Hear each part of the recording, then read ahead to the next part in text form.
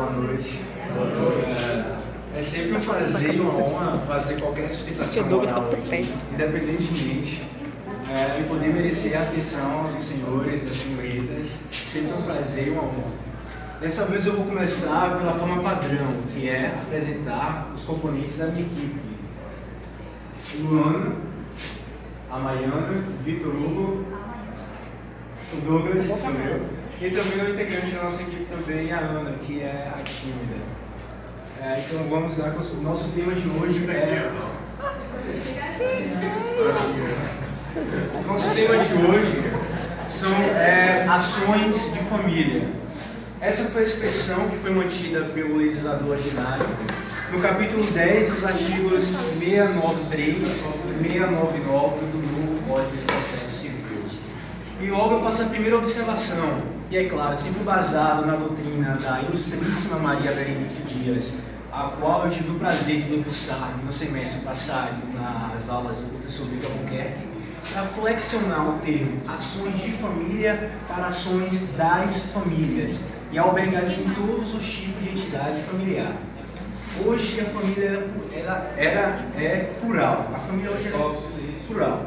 Eu costumo dizer que a Constituição, em um único documento, rasgou o véu de hipocrisia e preconceito que antes até então existia. Rastreando os fatos da vida, a Constituição se viu da necessidade de se reconhecer outros tipos de entidade familiar, além daquelas constituídas pelo casamento. Trouxe e enlaçou o conceito de entidade familiar, trouxe a família monoparental, trouxe também e deu uma especial atenção no que se diz à união estável, a qual eu vou mencionar a posteriori, sobre o reconhecimento e sobre a extinção da união estável. Mas também não é somente nesse limitado universo que flagra-se a presença de uma família. Com os avanços da jurisprudência, temos várias outras, e nesse diapasão não podemos deixar de configurar as uniões homoafetivas, as uniões estáveis homoafetivas, que fez o Supremo Tribunal Federal declarar em 2011 que também são uma entidade familiar. É sobre isso que eu vou estar falando, quero trazer em pauta, principalmente porque eu, assim como acho que boa parte dos meus colegas, não tivemos o assunto de união estável no semestre passado, e muito menos tocamos nesse assunto que eu acho de suma importância aqui trazermos. Eu vou estar falando aqui da DPF 132 e da DIN 4273. Principalmente falarei aqui da DPF 132, que foi impetrada pelo governador do Rio de Janeiro. Corajoso governador do Rio de Janeiro, quando nenhum dos legitimados para propor uma ação de descumprimento de preceito fundamental, naquele momento se propuseram a fazer. Então ele foi lá e propôs uma ação de descumprimento de preceito fundamental para que as uniões estáveis ou homoafetivas tivessem o mesmo regime jurídico de qualquer união estável. Então falarei aqui do que foi levado à tribuna do Supremo Tribunal Federal. Estarei falando também de como os seus fundamentos jurídicos. Então agora eu passo a falar da DPF 132 e vale ressaltar que eu trago palavras aqui do próprio Barroso, hoje então ministro do Supremo Tribunal Federal, ao qual sou fã, e trago aqui, é claro, reserva os direitos autorais do próprio. Trago a discussão sobre o que foi discutido na tribuna do Supremo Tribunal Federal sobre essa temática. Vamos lá. Senhores, o que vale a vida são os nossos afetos. O que vale a vida consta no direito de cada um buscar a sua felicidade. Na tarde de 5 de maio de 2011, o que o Supremo trouxe em primeiro lugar foi constatar que qualquer forma de amar vale a pena e pronunciou-se a constatação final dessa alegação, que ninguém nessa vida deve ser diminuído por compartilhar seus afetos com quem quer que seja. Barroso traz 3 exemplos emblemáticos do sofrimento, do preconceito que os homossexuais sofreram ao longo do século. E aqui cito 3 exemplos que ele mesmo citou. O primeiro, em 1521, as ordenações manuelinas previam que os homossexuais deveriam ser condenados à morte na fogueira, ter seus bens confiscados e 2 gerações de famílias infames. Um outro exemplo, retratado na tribuna do Supremo Tribunal Federal, 1876. Oscar Wilde publica, escreve um tema belíssimo por sinal, chamado O Amor que não ousa dizer o seu nome, onde confessa a sua paixão e por esse poema é condenado à prisão e a 2 anos de trabalhos forçados.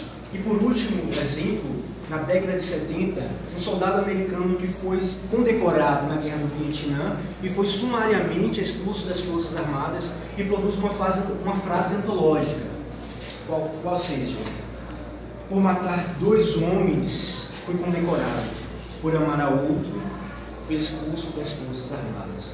Essa é, senhores, a história do preconceito que vem ao longo dos séculos. Mas também a história da nossa civilização, também a história da superação do preconceito, de modo que a cada fase da vida, que a cada fase da história, as pessoas tendem a ficar de um lado, ou elas tendem a avançar o processo social, incluir a todos, ou decidir parar o processo social e cultivar o preconceito.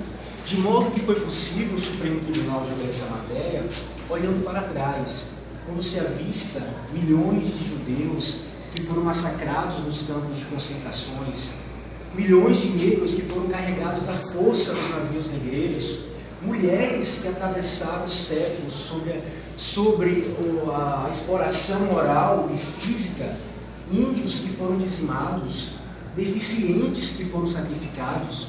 Em cada fase da história, sempre houve uma tentativa de racionalizar o preconceito. Mas também foi possível o Supremo Tribunal julgar essa matéria, não olhando mais para trás, mas agora olhando para frente, olhando para uma sociedade melhor, olhando para uma sociedade mais justa, em tempos de mais fraternidade, em um tempo de mais delicadeza, um tempo onde todo amor possa sim usar o seu nome. Agora, senhoras, eu passo aos fundamentos jurídicos que foi levado à figura do Supremo Tribunal Federal em sede de ADPF, DPFS 132. O nosso ordenamento jurídico não continha uma norma que regulamentasse as uniões estáveis ou homoafetivas, de modo que hoje as uniões homoafetivas devem ter o mesmo regime jurídico de qualquer união estável. O que foi discutido, por 2 razões, foi possível constatar e proporcionar o mesmo regime jurídico às uniões estáveis ou homoafetivas. A primeira delas, a primeira razão é que uma gama de princípios levam a essa constatação e segundo, por uma simples analogia. Se não havia uma norma que regulamentasse, por analogia a gente traz aquela mais benéfica. Então, por uma gama de princípios e por uma simples analogia, hoje, quando eu estiver falando aqui posteriormente da ação de reconhecimento e extinção da união estável, eu também estarei falando da união estável ou homoafetiva. A falar brevissimamente dos princípios que foram levados na tribuna do Supremo Tribunal Federal, o primeiro, por óbvio, é o princípio da igualdade.